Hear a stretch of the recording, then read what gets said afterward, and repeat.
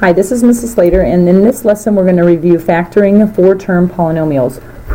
So the first thing you need to consider is how to identify them. If you notice on the first one, there are two different squared terms. Okay, so you need to look for that first.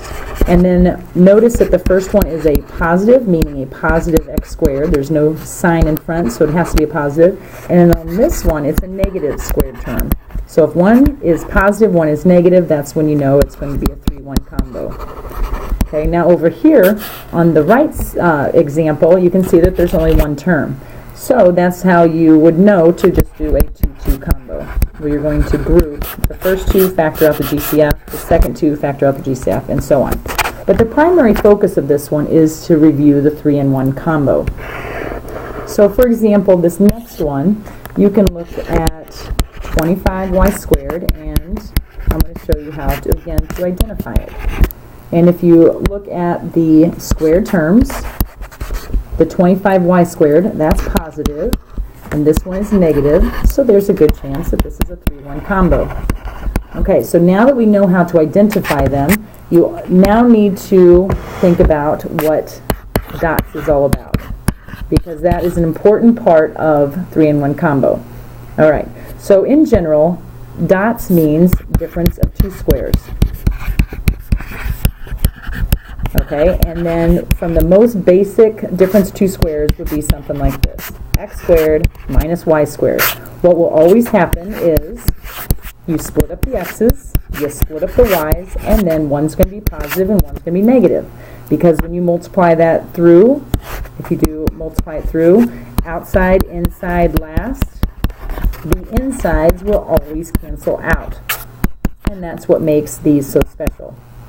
So when you get to a 3-1 combo, what you're going to see is something like this, where there'd be x plus 1 squared minus 4y squared. Okay, when it comes down to this, I want you to think of it as just dots, because it's difference, there's your subtraction sign, of two squares. There's a perfect square, and there's a perfect square. So all you would have left is the same thing we did up here, where we split the x and we split the y.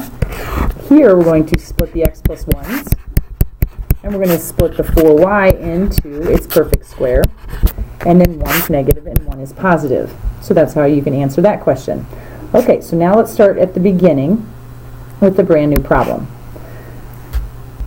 First, identify x squared and a positive and a negative squared term. So I know I'm going to do a 3-1 combo. The first three factor into x minus 3, and a shortcut for that is x minus 3 squared. Now I'm going to bring down the negative 16x squared, and this is where I apply difference of two squares, or dots. I split the x minus 3, and I split up the 16, so it's negative 4y and positive 4y. And that's going to be my final answer. Let's try another one. On this one, identify first positive squared term, negative squared term. So we know it's a 3-1 combo. Or there's a good chance it is. The first three, if you factor them, 2x and 2x, plus 1, shortcut for 2x plus 1 would be 2x plus 1 squared, because there are two of them. Bring down the negative 9y squared, and factor. This is where you would apply dots. 2x plus 1, 2x plus 1, minus 3y, and, plus 3y. One's going to be negative, one's going to be positive. Final answer. All right. The next one almost looks like it's in reverse order, but this concept is the same. Positive squared term minus a squared term. So you know it's a 3-in-1 combo. So what I'd like you to do is separate them into the 3-in-1 combo. Take out a negative, factor the right side, which would be x plus 3 and x plus 3, so it would be x plus 3 squared, and apply dots at this point. So you would have 5y and 5y. Now it's just flipping roles, so now the 5y is going to be in the front. Minus plus still doesn't make a difference, And then this is where it could get a little tricky, because you are splitting up x plus 3. You would add that, and you also would subtract it.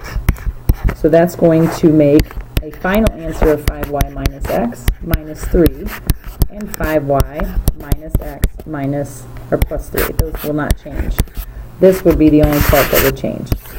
Okay, so I'm going to give you 2 more examples and then show you the answers, and this will be just good practice for you.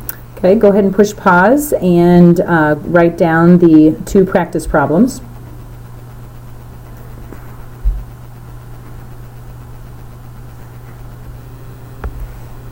Now you can check your answer for number 1.